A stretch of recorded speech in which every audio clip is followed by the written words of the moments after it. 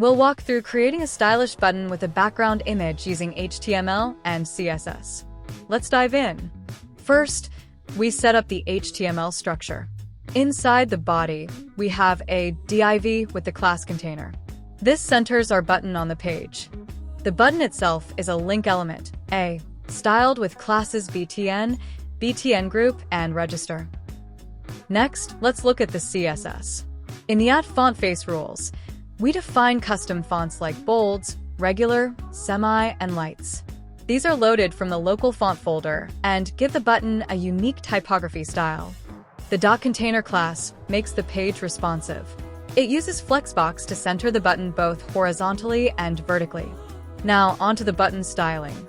The register class gives the button its eye-catching background image.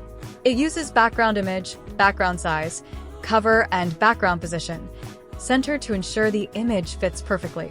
We added color, #FFF for white text, and some padding for a neat look. The margin left and border radius keep the design clean and aligned.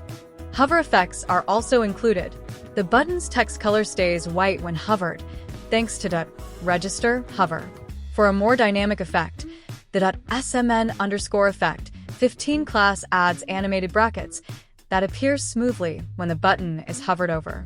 This uses before and after pseudo elements with transition properties.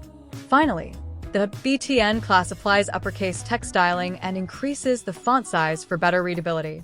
And that's it. We've created a responsive button with a background image, hover effects, and custom fonts. Experiment with these styles to make it your own. Thanks for watching, and happy coding!